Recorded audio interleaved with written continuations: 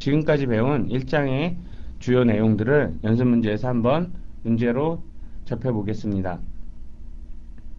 연습 문제는 각 장에서 꼭 알아야 되는 내용만을 중심으로 만들어졌기 때문에 CCNA 시험을 보시기 전에는 연습 문제에 있는 내용은 정말 충분히 암기하시고 계셔야 됩니다. 물론 시험은 영어지만 한글로도 이 정도는 아셔야지 그러한 문제를 풀 수 있기 때문에 충분한 학습이 필요로 합니다. 먼저 1장의 3번입니다. OSI 계층 모델을 사용할 때의 장점은 무엇인가? 즉, 왜 우리가 OSI 계층 모델을 사용하느냐? 이거를 묻는 문제겠죠. 근데 저는 크게 한 5가지로 나눠봤는데요. 첫 번째, 네트워크의 통신 과정을 모듈화를 해서 사용자가 이해하기 쉽게 해준다. 그래서 중요한 말은 모듈화가 되겠죠. 이 OSI 계층 모델 전체 7계층으로 구성이 되겠죠. 각 계층이 해주는 역할, 본문을 다시 한번 확인하시기 바랍니다. 즉, 개별 레이어가, 개별 계층이 자기 계층에서 필요한 일을 수행하게 되므로 그게 다 분리가 되죠. 그래서 사용자는 지금 이 역할은 어느 계층에서 지금 이루어지는 것이구나. 지금 이것은 어느 계층에서 이루어지는 것이구나. 이런 식으로 구분하기가 쉬워집니다. 두 번째 특징, 장비 개발을 위한 표준을 제공한다. 즉, 수많은 회사들이 네트워크 장비를 만들 때 필수로 꼭 지원해야 하는 그런 표준을 그렇게 제공이 가능하겠죠.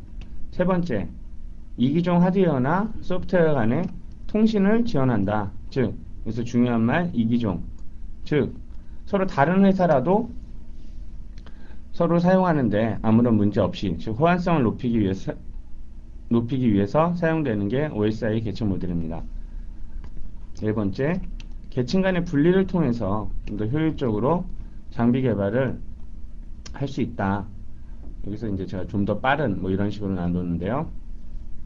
위에서 얘기한 것처럼 그 개별 계층이 해주는 역할이 틀리므로, 그러므로 우리는 만약에 레이어 3 장비를 만든다. 이렇게 되면 네트워크 계층에서 운용이 되는 이런 장비겠죠. 아니면 우리는 레이어 2 장비를 만든다. 아니면 전송 장비를 만든다. 이런 식으로 그 계층별로 해서 구분을 하실 수가 있습니다.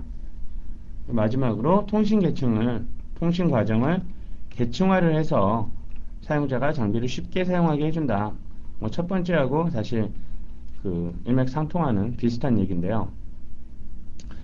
기본적으로 통신, 피어투피어 통신이죠. 제가 본서의 교재에 제일 처음에 피어투피어 통신이 나오는 것을 기억하실 겁니다. 피어투피어 통신에서, 즉, 어떤 이 소스하고 데스티네이션, 즉, 어떤 목적지가 있을 때, 출발지와 목적지가 있을 때 그 통신은 언제나 각 단계로 이루어진다고 했습니다.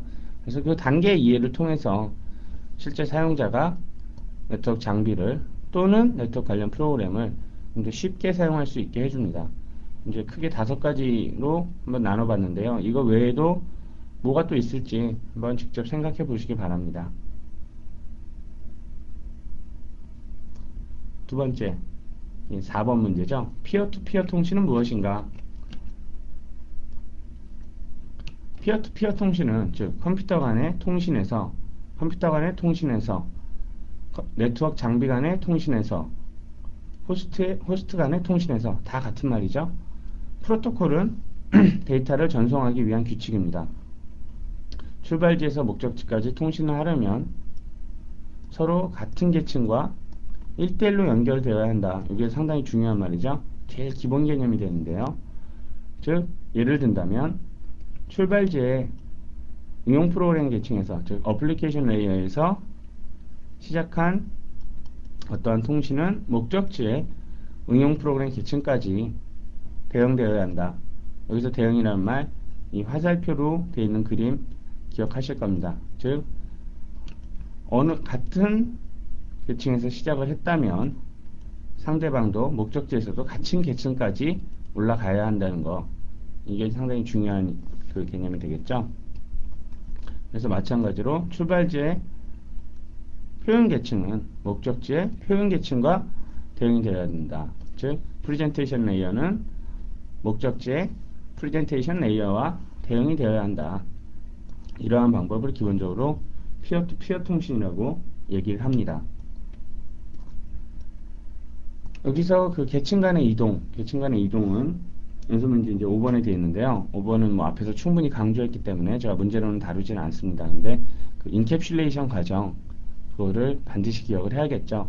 즉, 피어-투-피어 통신을 하기 위해서 각 계층 간의 이동되는 방법. 이게 바로 인캡슐레이션이 되겠죠. 6번 문제. 맥 주소의 구조를 설명하라. 맥 주소, 레이어 2 주소죠. 즉 데이터 링크 계층의 주소인데요. 맥 주소의 길이는 전체 48비트이다. 48비트이고 12개 자리에 헥사값, 즉 16진수로 표현이 된다. 그리고 앞에 24비트는 IEEE에서 할당하는 주소이고, 즉 OUI 주소라고 그러죠. Organizational Unique Identifier. 그리고 뒤에 24비트는 장비 업체에서, 즉 네트워크 장비를 만든 회사에서 임의로 설정이 가능합니다. 그래서 제일 기본적인 규칙은 중복이 되면 안 된다. 그리고 모든 맥 어드레스는 유일하다. 이건 반드시 기억을 해야겠죠. 우리 주변에서 맥 어드레스 제일 쉽게 찾아볼 수 있는 게 어디였죠? 제가 아마 강의 중에 얘기를 했을 텐데요. 여러분 PC에 있는 랜카드, 우리 NIC라고 그러죠? 네트워크 인터페이스 카드. 그거마다 중복이 안 돼 있는 세계에서 유일한 맥 주소가 들어있다고 생각을 하시면 됩니다. 그리고 6번 문제와 관련해서, 그래서 맥 어드레스는 16진수로 표현이 된다고 그랬죠? CCNA 시험 경우에 보통 인트로 시험에서는 이제 출제가 되고요. CCNA에서도 간혹 한 문제 정도 나오는데, 이 헥사값, 즉 16진수 값이랑 2진수랑 10진수, 데시말, 바이너리 데시말, 헥사 데시말, 이 값 간에 서로 그 변환하는 문제가 간혹 출제가 됩니다. 그래서 그 진법 변환 같은 경우에 상당히 기본적이 되는 문제이니까요. 그 몇 번만 연습을 해보시면 그런 문제는 절대 틀리시질 않습니다. 그러니까 어떻게 보면 쉽게 얻을 수 있는 문제죠. 그러니까 진법 계산도 반드시 준비를 하셔서 그런 문제가 나오셨을 때, 아, 난 16진수, 2진수 환산 못해, 이렇게 하지 마시고요. 꼭 준비를 하시기 바랍니다.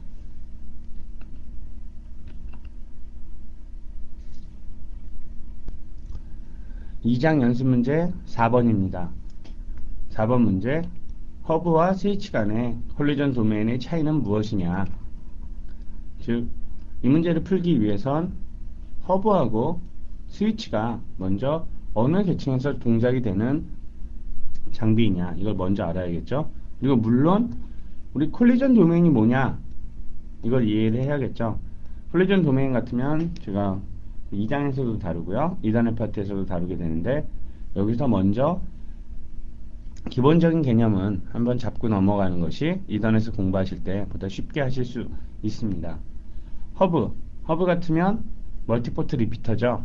스위치, 멀티포트 브릿지. 그 이름도 그 간단한 내용이지만 다시 한번 기억을 하시고요. 허브 같으면 레이어 1, 즉 피지컬 계층의 장비고요. 물리 계층의 장비고, 스위치, 데이터 링크 레이어, 즉 데이터 링크 계층의 장비죠. 그랬을 때 컬리전 도메인이라는 거는 제일 쉽게는 컬리전이 퍼지는 범위입니다. 즉 컬리전이 일어났을 때 이게 어디까지 퍼지게 되느냐, 이게 컬리전 도메인이 되겠죠. 그래서 그 정의를 살펴보면요, 복수의 네트워크 장비나 호스트라고 하면 컴퓨터라고 생각하시면 쉽다 그랬죠.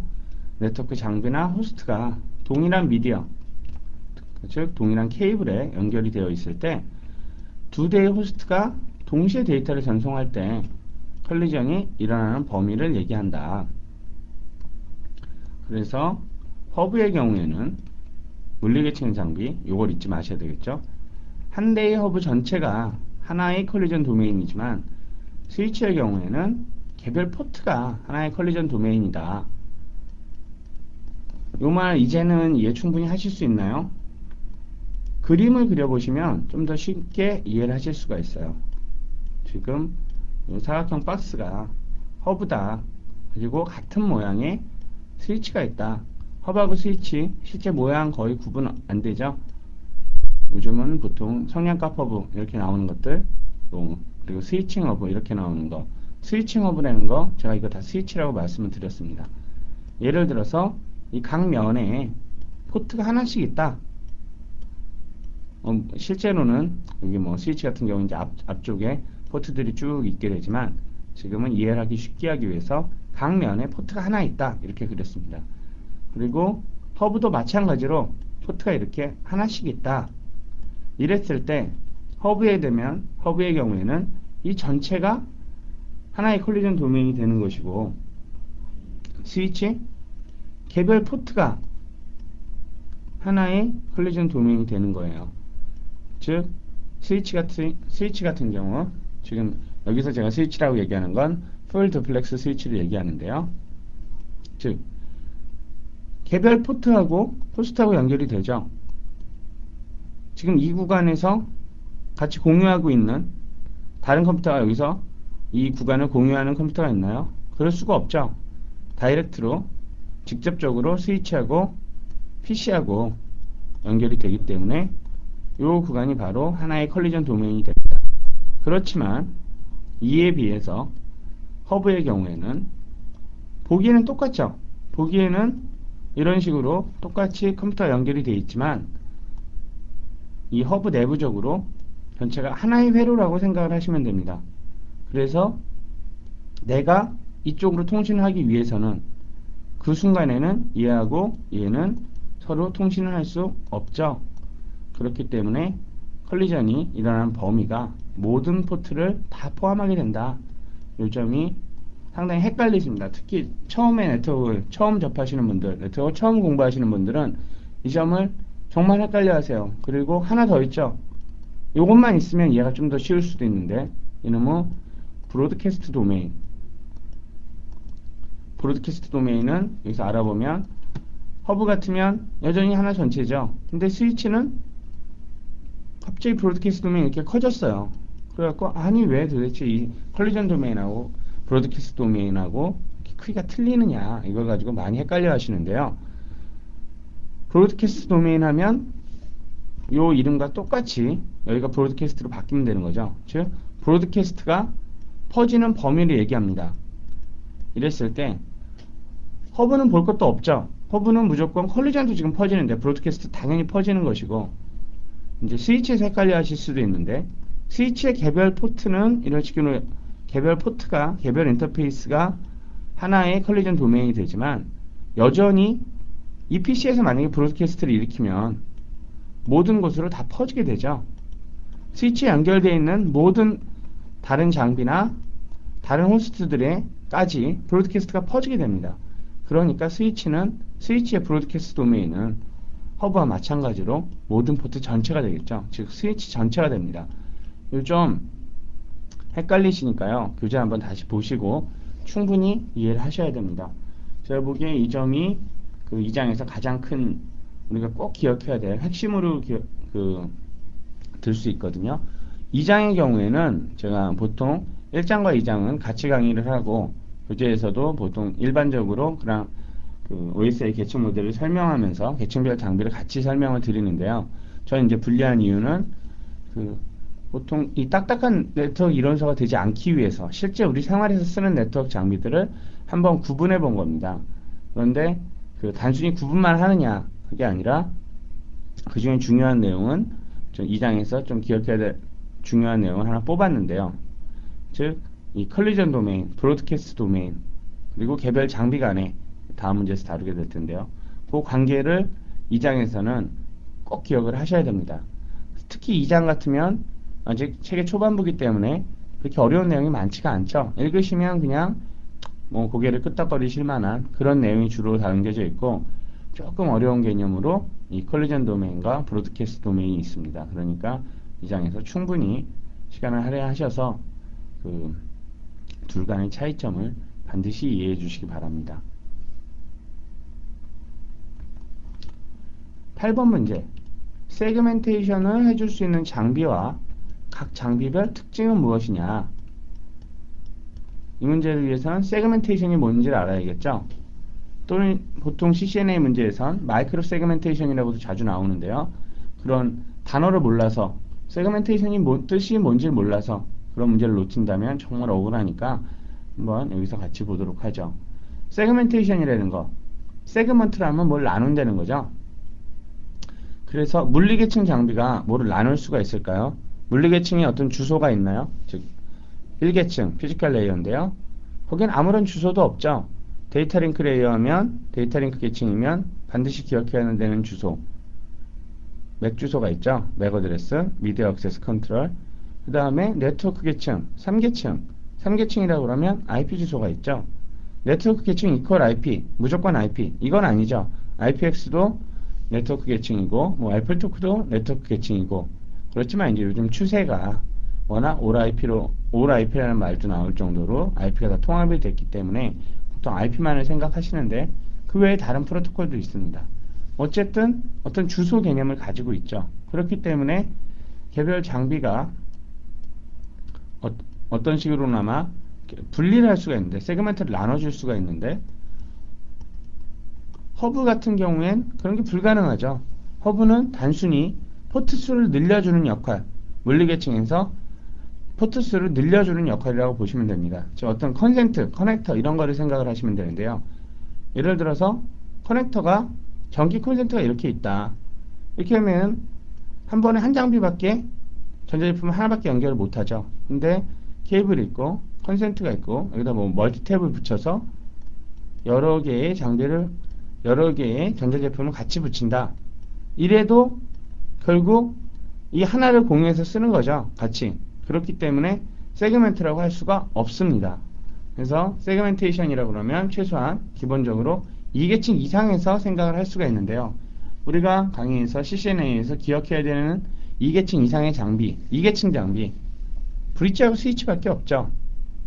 스위치의 다른 이름 멀티포트 브릿지. 그래서 이제 단순히 그 두 가지만 기억을 하시면 되고 3계층 장비, S3 장비에서는 우리가 배운 거 라우터 하나밖에 없죠.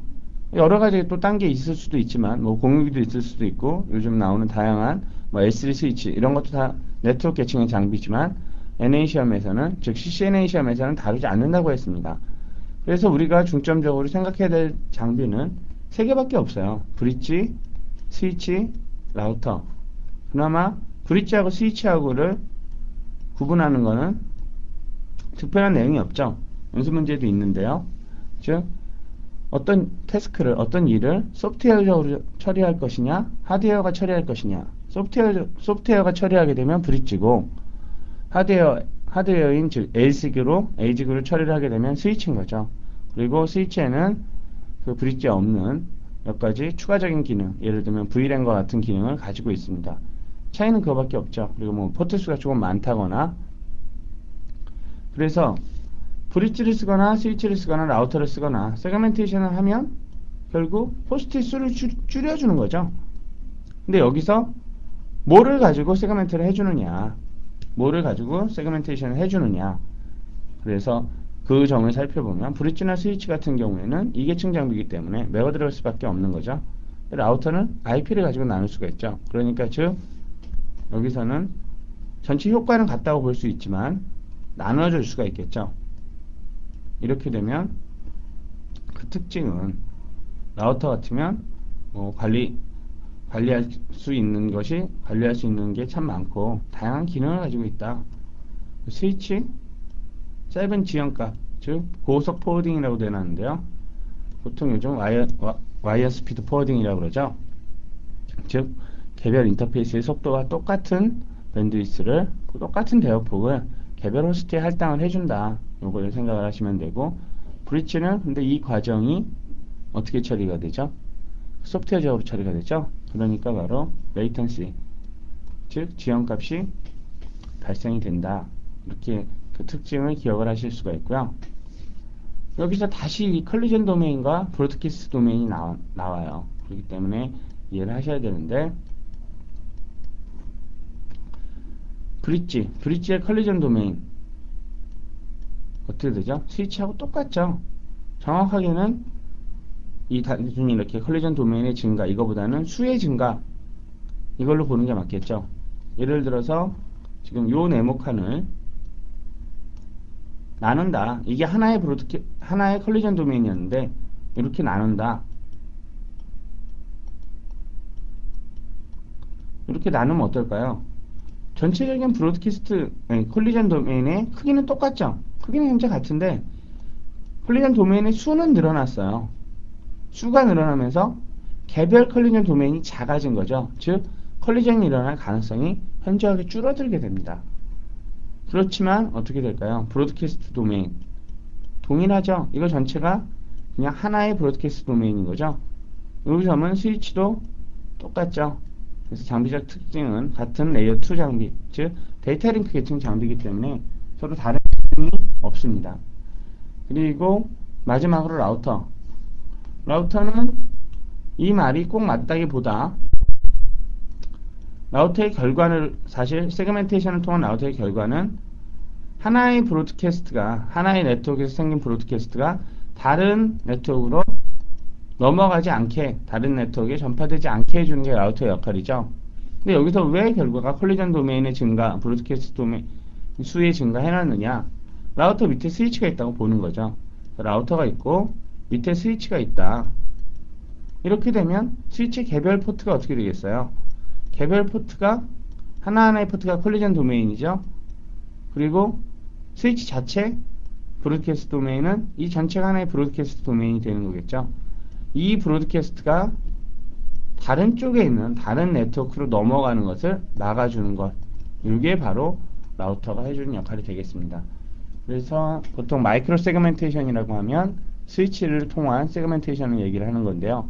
스위치하고 라우터하고 조금 다르시다는 거 이해하실 수 있을 겁니다. 교재 75페이지에 보시면요.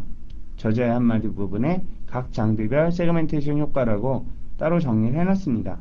그 부분을 보시면 조금 더 이해가 쉬우실 거고요. 그리고 영어 표현인데요. 강의 중에도 말씀드렸고 교재에도 있고 제가 지금 한 번 더 반복해서 말씀을 드리는데 문제 풀다가 정말 헷갈리세요. 그러니까 한번 시험 보시기 전에 정확하게 내용을 기억하고 가셔야 됩니다. 그래서 교재 75페이지 저자 한마디에 그 당구장 표시를 해놓고 컬리전 도메인과 브로드캐스트 도메인의 수의 증가와 크기의 관계를 유의해야 된다. 이런 부분이 있죠. 그 부분 한번 저희가 직접 생각을 해보십시오. 제가 아무리 뭐라고 강의를 하는 것보다 어떤 문제에 대해서는 여러분이 직접 그 학습을 해볼 때 실제 여러분들이 그 점을 보다 쉽게 이해하실 수가 있습니다. 3장의 1번 랜에서 케이블의 지연, 즉 딜레이로 인해서 고려되어야 되는 사항은 무엇이냐, 즉 UTP 케이블의 관련된 특징으로 지연에 대해서 알아보겠습니다. 지연 중에서 구체적으로 프로포게이션 딜레이가 되겠는데요. 이 내용은 사실 좀 어렵죠. 이번 3장의 그 첫 번째 섹션 케이블의 물리적 특성 부분은 상당히 내용이 어렵습니다. 그래서 이해 못하실 분도 많고 굳이 여기까지 해야 되느냐 이거에 대해서 상당히 좀 회의적이신 분들도 많을 텐데 제가 하는 내용은 정말 기초적인 내용, 꼭 알아야 되는 기본적인 내용이에요. 그렇기 때문에 이 정도는 아셔야 됩니다. 네트워크를 앞으로 계속 공부를 하시겠다. 그렇게 되면 이거보다 조금 더 깊은 내용까지 다뤄야겠죠. 첫 번째 우리가 알아볼 여기서 프로퍼게이션 딜레이의 경우에서는 UTP 케이블 경우에 각각의 페어, 여기서 각각이라고 그러는 건 UTP는 기본적으로 4개의 페어가 있죠. 즉 페어가 쌓이니까 8가닥으로 이루어져 있습니다. UTP의 각각의 페어가 서로 꼬임의 정도가 틀리기 때문에 여기서 페어 간의 신호 전달에 속도 차이가 생긴다. 요 점을 속도의 전달 지연, 속도를 신호의 전달 지연, 그래서 프로포게이션 딜레이라고 한다. 그래서 이더넷의 제일 기본이 되는 프로토콜 규칙 중에 하나인 CSMA CD Carrier Sense Multiple Access Collision Detection, 여기서 사용하는 이게 사용이 되는 IEEE의 802.3 표준에서 중요하게 여기는 요소 중에 하나입니다. 지연 문제로 인해서 이런 딜레이로 인해서 N 케이블에 필연적으로 길이 제한이 들어오는 거죠. 보통 뭐 이더넷이면 100m다. 제가 강의 중에 90m라고 얘기를 했죠. 왜 그랬을까요? 10m. 실제로는 100m 맞아요. 100m 맞는데 사용자 구간에서 사용할 수 있는 게 사용자 구간에서는 90m밖에 사용할 수가 없었죠. 이거는 그 장비실이나 내부에서 사용되는, 그래서 실제로 여러분이 실제 필드에서 이더넷을 설계를 하거나 디자인을 할 때는 90m라고 보시는 게 맞습니다. 근데 이 길이 제한 90m로 나온 이유, 도대체 왜 90m밖에 안 되느냐? 바로 이 지연값 때문인 거죠. 90m를 벗어나게 되면, 전체 100m를 벗어나게 되면 101m, 102m, 105m 이런다고 통신이 안 될까요? 통신 가능해요. 실제로 조금 지나간다고 해서 안 되느냐? 이건 아닌데, 다만 이렇게 지연이 생기면서 에러율이 높아질 수가 있다는 거죠. 왜?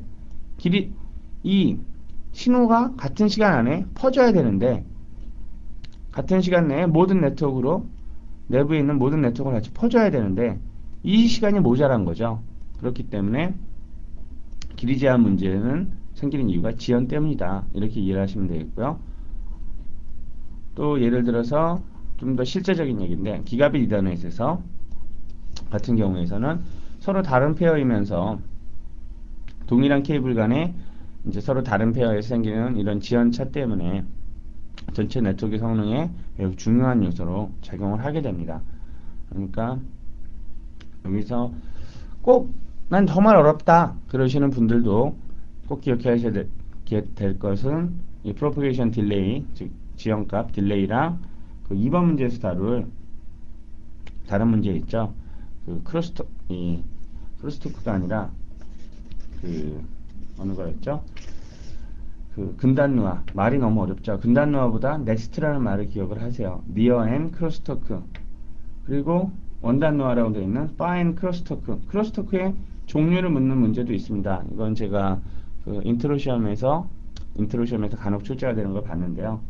그 교재 90페이지와 91페이지 그 앞에 내용이 정말 어렵다 하더라도 그 크로스토크는, 즉 니어 앤 파 앤, 가까운 쪽, 먼 쪽에서 일어나는 크로스토크가 왜 일어나는지, 그 지연값과 같이 지연값이랑 크로스토크랑 그 정도는 꼭 기억을 하시기 바랍니다. 6번 문제, UTP를 사용할 때, UTP 케이블을 사용할 때의 주의사항은 뭐냐? UTP가 뭐죠? 제일 흔하게 볼 수 있는, 우리 주변에서 제일 흔하게 볼 수 있는 네트워크를 하기 위해서 꼭 필요한 케이블이죠. 지금 일반적으로 사용되는, 그러니까 우리가 보통 이더넷이라고 하는 우리가 랜 환경에서 거의 90%는 이더넷이 가지고 있죠. 작년까지는 95%였어요. 근데 요즘은 UTP가 거의 90%다. 왜 줄어들었느냐? 무선이 엄청나게 속도가 증가하고 있죠. 와이어리스 네트워크가 퍼지는 속도가 엄청나게 빠르기 때문에. 그런데 아직도 사무실에서 쓰는 주류의 제일 쉬운 방법은 UTP를 이용해서 네트워크를 사용하는 거예요. 왜 그럴까요? 싸기 때문이죠. 즉 아직도 무선을 사용하는 게 유선 UTP 케이블보다는 비싸기 때문에 아직은 좀 그런데요.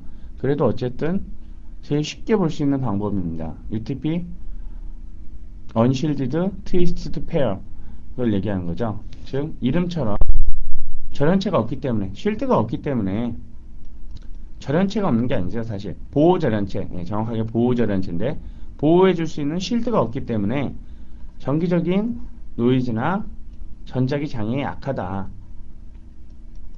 그래서 전자기 장애, EMI라고 그러죠. 이 표현도 꼭 기억을 하셔야 되는데요.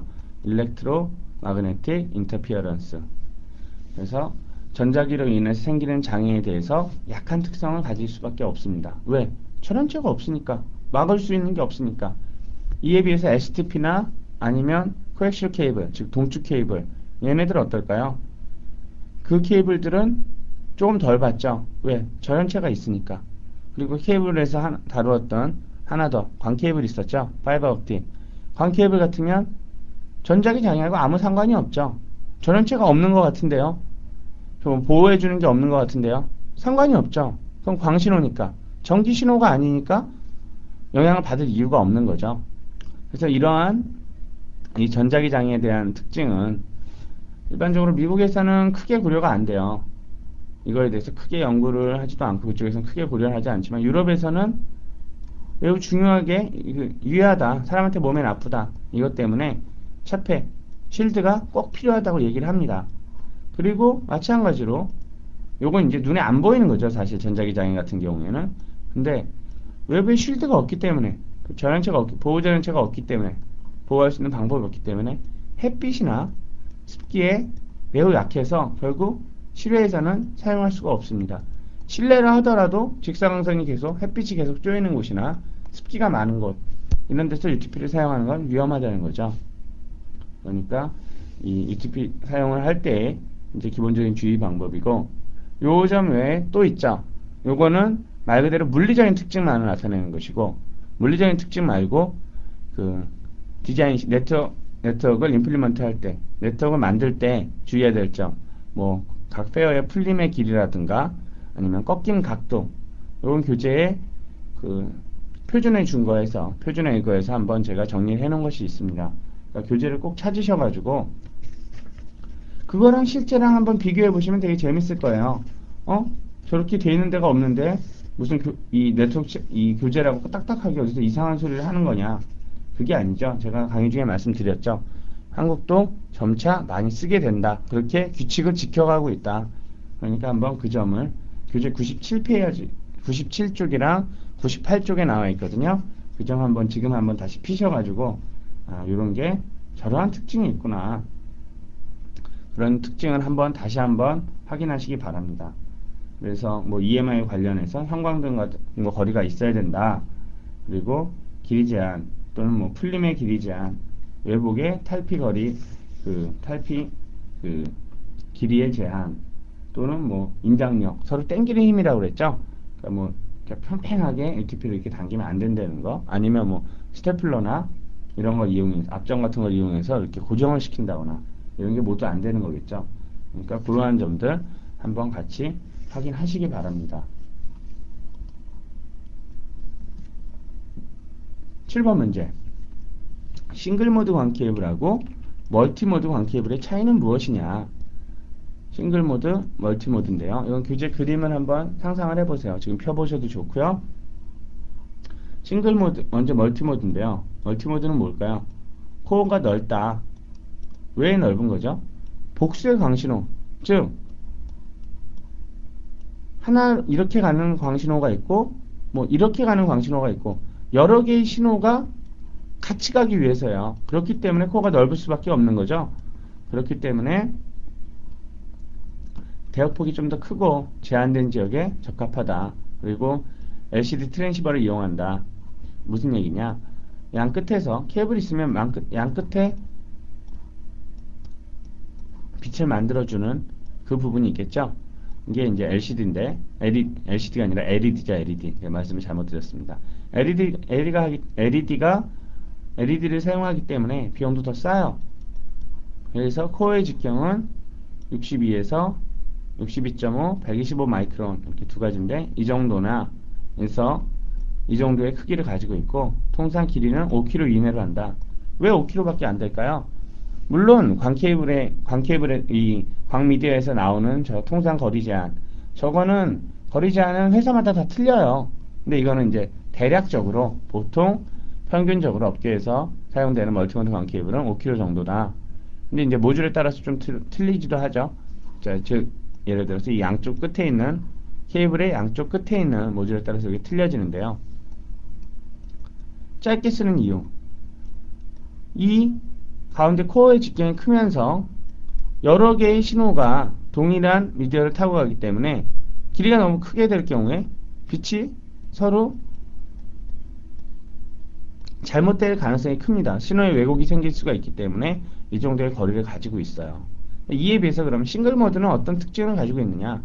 싱글 모드 광 케이블은 코어의 폭이 좁기 때문에 코어가 좁은데 여기 하나의 광신호밖에 안 다니죠. 그래서 더 좁아도 가능한 거예요. 그래서 어느 게 먼저냐? 닭이 먼저냐? 달걀이 먼저냐? 마찬가지 얘기가 돼버리는데 하나의 광신호가 다녀서 코어가 좁은 거고, 코어가 좁기 때문에 하나의 광신호가 다닐 수밖에 없는 거겠죠. 어쨌든 이런 특징으로 신호의 감쇄가 적어요. 어차피 서로 영향을 끼치거나 잘못될 가능성이 없죠. 왜? 하나밖에 없으니까 신호가. 그러니까 훨씬 더 긴 거리를 지원할 수 있게 해줍니다. 그렇지만 당연히 또 작으니까 정밀도가 더 필요하겠죠. 그래서 정밀도가 필요하다. 결국 더 비싸지는 거죠. 광 케이블 자체도 비싼데 그 중에서 싱글 모드가 더 비싸게 되는 거죠. 코어의 직경은 5에서 10 마이크론이다. 여기는 이제 위에서 한글로 되어 있고 여기는 영어로 되어 있는데 같은 단위입니다. 한번 비교해 보세요. 이쪽에서 멀티모드 작은 거라고 그래도 62.5인데 이쪽에서 작은 거 5, 10분의 1이 안 되죠. 10이라고 그래도 6분의 1 정도밖에 안 됩니다. 이렇기 때문에 매우 작은 코어를 포함해서 멀티모드에 비해서 훨씬 더 먼 거리와 대용량, 더 큰 밴드위스를 지원하게 됩니다. 근데 그렇다고 해서 눈으로 봐서 그러면 우리가 보통 우리 주변에서 흔히 보이는, 한국에서 흔히 볼 수 있는 이 주황색 케이블하고 노란색 광 케이블, 여기서 그게 케이블의 굵기가 틀리냐? 마찬가지예요. 5마이크론이건 125마이크론이건 다 머리카락보다 가늘죠. 눈에 보이지도 티도 안 납니다. 사람 눈은 식별이 불가능해요. 근데 그만큼 아주 작은, 정말 작은 그러한 미세한 코어를 가지고 있다는 점, 그 점을 이해하시기 바랍니다. 4장의 1번 CSMA CD와 CSMA CAMA는 무엇의 약자인가? 물론 문제만을 보면 요 CSMA CD Carrier Sense Multiple Access with Collision Detection, CA의 경우에선 앞은 똑같고요. Carrier Sense Multiple Access with Collision Avoidance, 두 가지지만, 두 가지를 묻는 문제지만 보다 구체적인 내용을 살펴보겠습니다. 보다 구체적인 내용을 살펴보게 되면 즉 랜에서 제일 중요하게 제일 많이 사용되는 이더넷의 특징을 한 번에 이해를 하실 수가 있게 됩니다. CSMA CD라는 거는 이더넷 표준에서 제일 기초가 되는 내용으로서 여러 대의 호스트가, 여러 대의 컴퓨터가, 여러 대의 호스트가 다 같은 얘기죠. 여러 대의 호스트가 같은 전송 매체, 보통 미디어라고 그러는데요. 같은 전송 미디어, 같은 케이블에서 통신을 할 수 있도록 규칙을 제공을 해줍니다. 어떤 규칙이냐? CSMA CD에 의하면 통신을 하기 위해서는, 통신을 하려면 먼저 호스트가, 개별 호스트가 매체에서, 미디어에서 캐리어 유무를 감지하고 이후에 캐리어가 없으면, 아무도 사용을 하고 있지 않으면 해당 호스트는 전송을 시작을 합니다. 즉 통신을 시작을 하는 거죠. 전송 도중에도 호스트는 계속해서 통신이 잘 진행되고 있는지 감시를 하고, 만약에 두 대의 호스트가, 복수의 호스트가 동시에 데이터를 전송하고자 하면 중복이 되니까 컬리전을 발생하게 합니다. 여기서 이제 컬리전의 정의를 다시 한번 알게 되겠죠. 컬리전이 일어났을 때, 발생했을 때 그 발생하는 호스트는 장애를 감지해서 잼이라는 비트 신호를, 잼 시그널을 네트워크로 전송을 하게 됩니다. 근데 잼 시그널이 브로드캐스트일까요? 유니캐스트일까요? 아니면 멀티캐스트일까요? 같은 네트워크에 있는 모든 사람이 다 받는 거죠. 그러니까 잼 시그널은 브로드캐스트 하게 되고요. 네트워크에다. 이러한 잼 신호에 의해서 다른 전송을 하려 했던 다른 호스트도 콜리전 발생을 알아서 이제부터 백오프 알고리즘에 따라서 데이터를 다시 재전송하게 됩니다. 그럼 여기서 백오프 알고리즘이 뭐냐? 백오프 알고리즘이 뭘까요? 즉 이렇게 컬리전이 일어나면 그 호스트는 자료 전송을 할 수가 없죠. 그랬을 때 랜덤한 시간, 즉 규칙적이지 않은 시간이 지났을 때 다시 전송을 시도하는 겁니다. 그래서 왜 일정한 시간이 아니냐? 그거는 조금만 논리적으로 생각해보면 쉽게 답이 나오죠. 만약에 일정한 시간을 했다, 그러면 또 잼이 나오는 거죠. 또 결국 컬리전이 발생을 하는 거죠. 왜? 복수의 장비들이 일정한 시간이 지나서 다 또 같이 한꺼번에 통신을 하려 하기 때문에. 그러니까 그 일정한 시간이 아닌 랜덤한 시간이 지나서 전송을 하는 것을 백오프 알고리즘이라고 그런다. 여기서 중요한 개념이 꽤 많이 나오죠. 첫 번째로는 콜리전, 두 번째로는 잼, 세 번째로는 백오프 알고리즘. 그러니까 CSMA CD를 이해하게 되면 이더넷에서 제일 기본적인 내용들을 같이 이해하실 수 있고, 또한 여기서 컬리전이 나오면 같이 알아봐야 되는 게 뭐 있죠? 컬리전 도메인이 있죠. 컬리전 도메인이 있고, GMC는 브로드캐스트 된다고 그랬죠. 브로드캐스트가 되면 또 뭘 알아야 될까요? 브로드캐스트 도메인의 범위 같은 것도 생각을 하실 수가 있는 거죠. 이와 같이 네트워크가 하나의 조각조각으로 이루어진 개별 기술이 아니라, 특히 CCNA 같으면 그 전체가 하나의 큰 조각, 하나의 큰 조합으로, 뭐라고 말씀을 드리는 게 좋을까요? 전체가 하나의 큰 그림인 거죠. 어느 하나하나 조각조각만 이해한다기보다 큰 흐름을 이해하시는 것이 훨씬 더 중요합니다.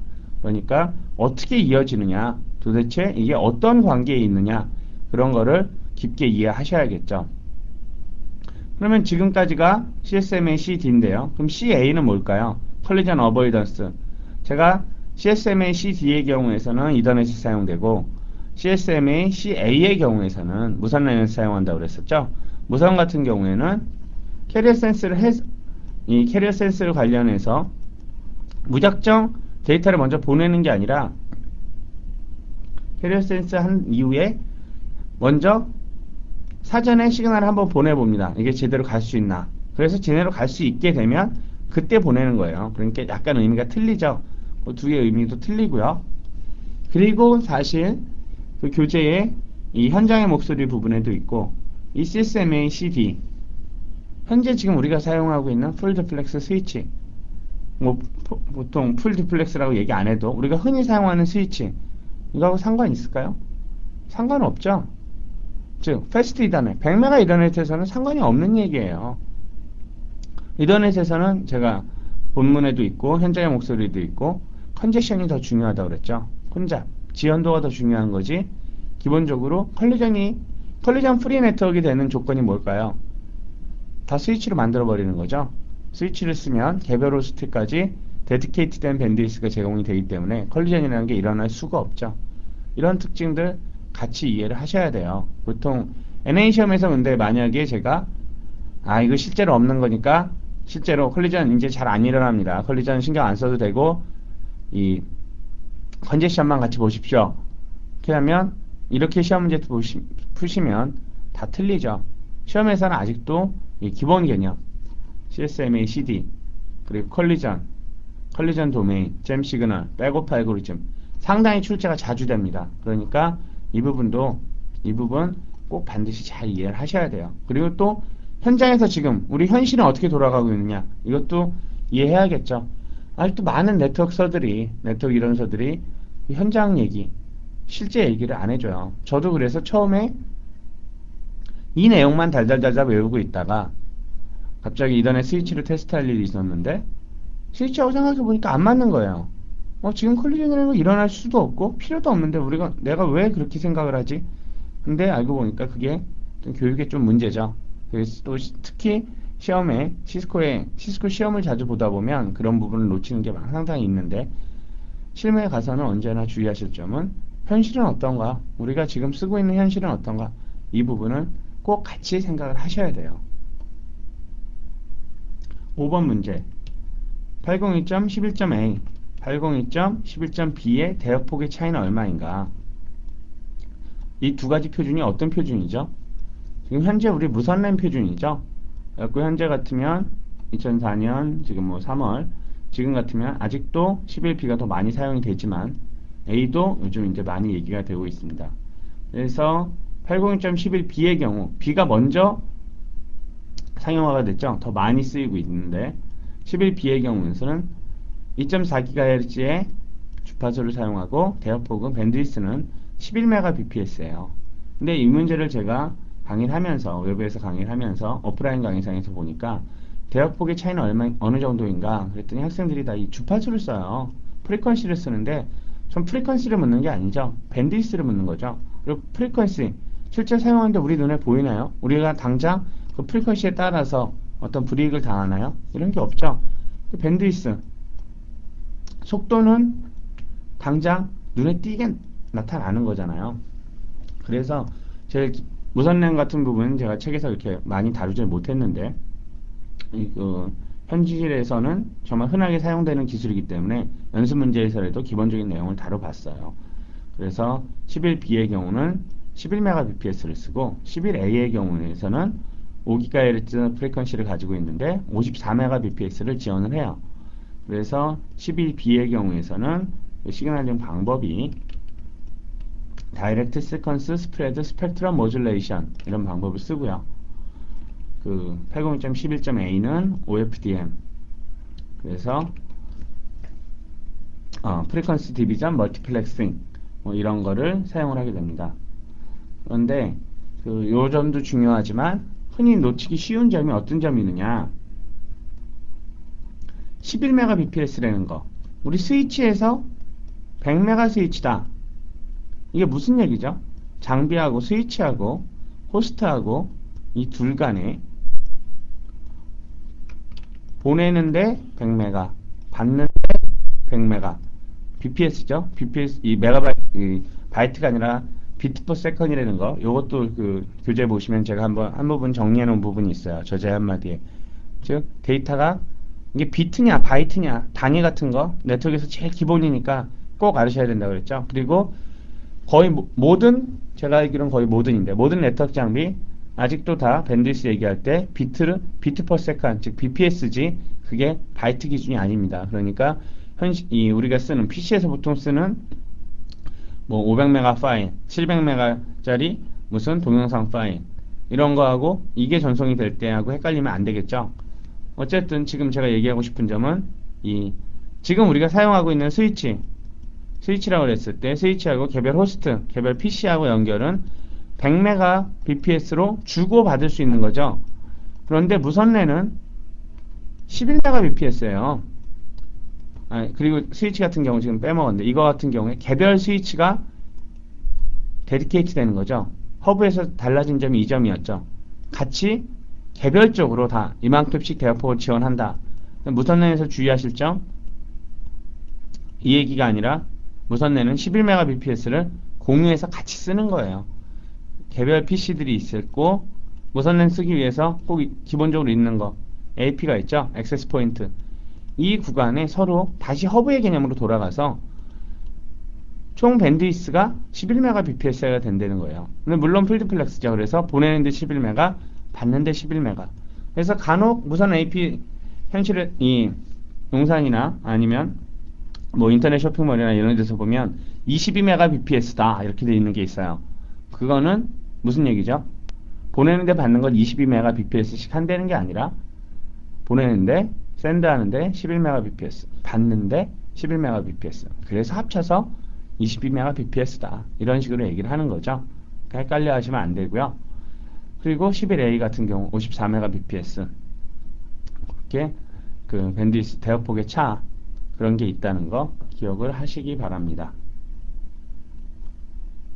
9번 문제 유니캐스트와 멀티캐스트 브로드캐스트는 무엇인가? 정의가 어떻게 되는가? 또 통신에서 상당히 기본적인 내용이고 아직 IP 얘기가 안 돼서 뭐 멀티캐스트 주소라든가 이런 거를 이해하시기가 쉽지가 않지만 먼저 여기서 한번 얘기를 꺼내야지 나중에 추후에 IP를 얘기하면서 그게 얘기가 나와도 이해하시기가 더 쉽기 때문에 여기서 문제를 냈어요. 그래서 여기서는 이제 비유도 많이 들어가 있는데 유니캐스트 1대1인 거예요. 즉 단일 송신자하고 단일 샌더하고 단일 리시버하고 하나에 보내는 곳에서 하나에 받는 곳으로 즉 점대점이죠. 포인트 투 포인트예요. 누구만 받아라. 이거는 누구만 받아라. 그래서 예를 들면 이메일 같은 경우는 요 세 가지를 모두 다 적용이 가능한데 얘기를 제가 제 친구한테 보냈어요. 이메일을. 아니면 제 동생한테 보냈어요. 이런 식으로 누구를 찍어서 보내는 거. 이건 유니캐스트라고 이해를 하시면 돼요. 멀티캐스트는 뭐냐? 요 IP 얘기보다 먼저 비유를 해서 하면 같이 이어져서 제가 이메일을 보내는데 어떤 그룹, 친구 그룹, 아니면 직장 동료 이런 식으로 해서 같이 보낼 수 있죠. 그래서 받는 사람 직장 동료를 제가 클릭을 하면 뭐 누구 뭐 이런 식으로 한꺼번에 받을 수 있게 어떤 지정된 그룹이 받게 하는 거를 멀티캐스트라고 그래요. 그럼 브로드캐스트는 뭐냐? 스팸 메일 생각하시면 되죠. 어떻게 그냥 다 퍼지는 거. 어떤 범위 안에 있는 사람들은 범위라기보다 그럼 멀티캐스트가 되죠. 그냥 무작정 다 퍼지는 거를 브로드캐스트라고 생각을 하시면 돼요. 그래서 멀티캐스트의 조금 더 구체적인 내용을 보면 실제로는 클래스 D IP 주소 중에서 클래스 D 주소를 가진 이 어떤 멀티캐스팅 그룹을 나누는 건데요. 이, 이 클래스에 따라서 여기 그룹에 따라서 자신이 속해 있는 그룹에다가 이제 패킷을 수용 여부를 결정하게 된다. 근데 한마디로 보내게 된다는 거죠. 보내게 되면 이걸 받을지 말지를 결정을 한다예요. 그러니까 어쨌든 어디서 보내는데 특정한 그룹에 복수의 사용자한테 보내는 거는 멀티캐스트다. 근데 브로드캐스트는 모든 방향으로 동시에 모든 방향으로 뭐 던지는 것 이렇게 돼 있는데 모든 방향으로 보낸다라고 하면 보낸다고 이해하시면 되겠죠. 그래서 쉽게 이제 예를 들었는데 라디오나 TV 이런 방송 같은 경우에는 그냥 전체가 다 퍼지는 거죠. 이걸 누가 듣던 말건 일단 다 보내는 거죠. 그러니까 이런 점이 있다는 거. 그래서 이런 걸 브로드캐스트 예로 볼 수가 있습니다. 그래서 여기서 유니캐스트, 멀티캐스트, 브로드캐스트의 기본적인 의미 자체는 여기서 이해를 하고 가셔야 돼요.